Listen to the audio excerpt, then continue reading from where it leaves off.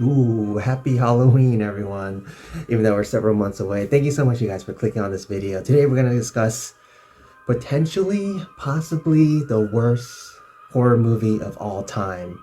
Yeah, it takes a lot to be on that category of possibly being a contender for the worst Halloween or horror movie of all time, but we might have found it right now. And the movie is called Curse of Humpty Dumpty. Yeah, based on the title alone, you might be wondering, how can that possibly be the worst Halloween movie of all time? Well, in this video, we're gonna go ahead and explain it. And for anyone that hasn't watched the movie, it's completely free online right now, so feel free to check it out. All you have to do is just Google Curse of Humpty Dumpty. As normal as that sounds, you can go find it on Tubi, you can find it on Amazon Prime Videos, and YouTube even has two showings of the video of the movie for free, and I'll even put the link in the descriptions below so you guys can go check it out. There were actually two YouTube channels that actually paid money, I'm guessing, to get a license for this movie. So this movie is making a profit, maybe. I'm assuming it is because based off the movie itself, the budget's got to be no more than like 10,000, maybe even 5,000. I don't know. And I know for a fact that there's no way they spent that much time on writing and also making the Humpty Dumpty doll. The Humpty Dumpty doll itself, it can be a whole video on its own. Just so you guys know, this is another one of those Jagged Edge production films, which if you guys haven't heard of them before, they're kind of a company that makes a lot of like shock horror, where the title and the theatrical poster, they're hoping can drag and draw enough attention to the movie itself, and the contents of the movies usually are lacking. If you look on IMDb, there's all types of really low rated films on there. Mega Lightning, Dinosaur Hotel, and most recently Winnie Pooh Blood and Honey, which actually made it to some theaters. We actually on this channel, the 7 Thumbs Up channel, like, comment, subscribe, please. We did a review of this a few days ago. So this is made by the same company, and talking about the mask, because there's some similarities between how they made this film and how they made Winnie the Pooh Blood and Honey. So in terms of the Humpty Dumpty doll, let's start with that first. So when I think of Humpty Dumpty, I'm thinking more like this guy, right? I think most people would assume like Humpty Dumpty will look something like this in some way, shape, or form, but instead we got this. Yeah, so I don't know at what point during the drawing board process that someone felt like they had to drastically change the look of Humpty Dumpty so drastically. I know you have to make it kind of in a human form, and Humpty Dumpty in folklore actually is a human. I think the general public just somehow turned it into an egg, even though it technically is not an egg. So when we see it in the theatrical poster, I feel like even that one, it looks different than the one that we see in the movie. We almost got clickbaited by a movie poster, if that's possible, which yeah, definitely that's what they did. They clickbaited the hell out of me because I thought I was expecting something else.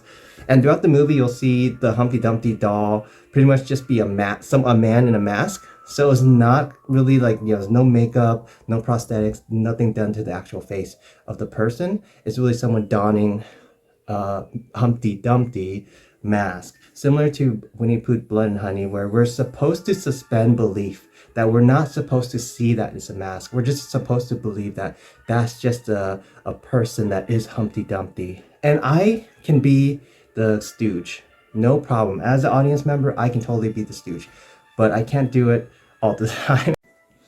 All right, so let's go ahead and talk about the first part of the film. And by first part, I mean the first 50 minutes of the film. And by the first 50 minutes of the film, I mean the parts where the Humpty Dumpty doll does absolutely nothing, doesn't kill anyone, and doesn't even threaten to kill anyone. So this movie has a running time of around like 90 minutes or so. So over half of the film, we don't even see a kill from the Humpty Dumpty, and not even an attempt of a kill from Humpty Dumpty. So you're wondering, what was the point of the first 50 minutes then? Well, the entire 50 minutes was done mostly to kind of describe the mom having like flashbacks and hallucinations about like her missing husband, and she's taken care of by the two daughters because the mom has dementia. So that's kind of like the whole backstory, and they really kind of paint this picture of this mom kind of being mentally unstable a little bit. Obviously she does have really poor memory because of the dementia, and she gets attracted to this Humpty Dumpty doll in an antique store. And I say antique store because it did not look like an antique store. I did not see many antiques in that antique store. It literally looked like the living room of some house, and they just put a piece of paper that said antique on it. If you don't believe me, go check out the movie.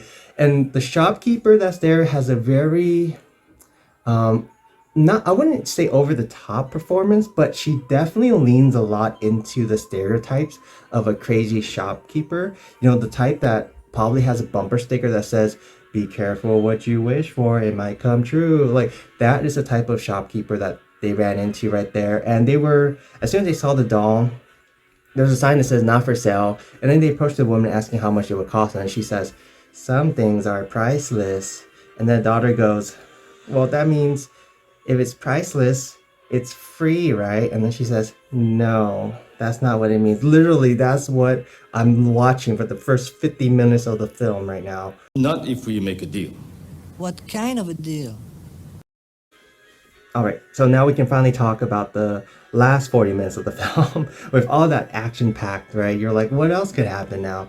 So they finally have a kill scene at the 54-minute mark. The doll confronts and kills Beryl, who I think is like the sister of the missing husband slash father. She's had some rifts with the family over what to do with the house that they're currently living in, and she sneaks into the house at night and gets confronted by the doll. And she has like the slowest reaction. Like she literally turns around, sees the doll, makes eye contact with it, does nothing, and then the doll lurches at her. So it takes away the jump scare or anything that would possibly scare me. I don't know why they shot it that way. It was almost as if this movie is meant to not scare you. Almost like they were afraid of this possibly being rated R or even PG-13. They really wanted to make sure no one got scared from this movie. So that was just a wild scene. And then the mom walks in on the doll, I think eating or killing. I can't remember what it was doing to the lady. And the mom's like, "Oh my God." And then she literally walks into the next room and picks up a phone and dials 911. I'm like, look, I can suspend my reasoning and logic to the best I can, especially when it comes to horror movies, especially when it comes to low budget horror movies in general. But if you see someone killing someone else inside your home, my first reaction would not be to walk into the next room and call the cops. My reaction would be get the hell out of there, haul ass, grab your two daughters and leave. But no, she literally goes to the next room, or what I think she is going to the next room, because the scene does not show her running downstairs. But I actually think, based off what she was saying, she actually did go downstairs, because later on the two daughters see her calling the cops and they ask what's going on, and she says, "Stay here. Here's fine, but don't go upstairs, okay? Because there's a doll killing your auntie right now." And I'm like, all right, listen here. I don't know if you know this, but dolls that are alive, that are capable of killing people, they can walk downstairs if they want to, all right? So staying inside the house makes no sense at all. And then here is the best part of the movie, in my opinion. So the cops finally come. Okay, hold on. Let me backtrack. The cop finally comes. So, and it looks like a woman who has glasses, who doesn't look particularly, athletic, but I don't want to judge. And before you jump on me for stereotyping anyone, I want you to know I'm not judging based off the woman or the type of her body or the fact that she's wearing glasses. But if I were to call the cops and say, "Someone is murdering someone in my house right now, please send help," this is what you're sending me. They're like, "Don't worry, we got you. Send one person over and check it out. Don't worry, the one person can figure out how to make sure everything's all right and also detain the murderer. No problem." And I'm like, oh gosh. And then and even her demeanor as a cop, she seemed so like, I don't know, she seemed like she was just very like, almost, I wouldn't say valley girl. She almost just had the exact same personality of the daughters, where like they don't really believe, she doesn't really believe the mom that the doll actually came to life, and she doesn't actually investigate anything. She just looks down at the floor and see that there's no dead body and says, well, I don't see any sign of a murder here, so I'm gonna go ahead and leave, and you guys have a good night, all right? You're not gonna call the cops? So the remainder of the film, the doll pretty much goes and kills everyone in the family, kills one of the daughters, kills like I think the family guy friend or whatever. And just so you guys know, this is a weird part of the budget thing, the low budget. The fact that there's actually only two masks that are like in the actual film. One where the doll is kind of like just stoic, and then the other one is actually when the doll is like ready to eat someone, and you kind of see all the teeth come out. They just interchange the two masks a lot, which I will give them some credit. I mean, when you're on a low budget, that's all you can really do. But it was kind of hard to get around the fact that I pretty much knew that there was only two masks every single time. And when it was the eating one, I'm like, okay, someone's about to die. When it's the other one, I know no one's about to die at all. Yeah, so it was very difficult to get past that. So everyone ends up dying. Yeah, sorry, we're already at the end of the movie at this point, thankfully. So when we get to the last kill, when the last remaining daughter is still alive, and she's kind of fighting for her life, and then it's revealed that the mom actually is the one. I know, plot twist. The mom is actually the one that actually been killing everyone, because she was a part of this cult with her husband, who's the father, where they were trying to appease this Humpty Dumpty so that they would be granted eternal life and immortality. And obviously she forgot all this because of her dementia, and she actually ended up killing her husband, I believe in self-defense, to try to get out of the cult.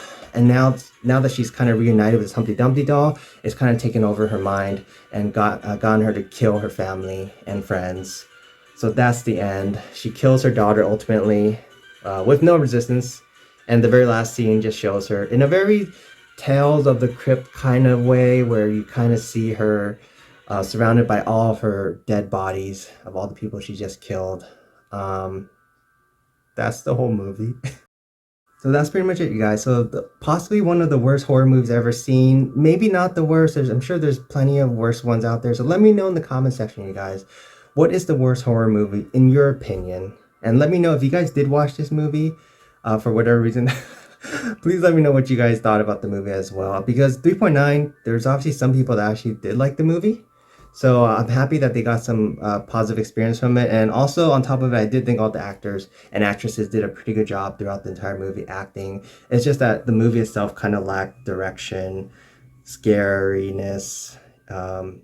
It had no momentum at any point. It was very slow at the start. And the doll was not scary at all. And I lost interest in it really fast. And there was no humor or excitement, and I wasn't thrilled that I clicked and watched the movie. So thank you so much, you guys. Take care. Bye. You were never looking finer than the night we were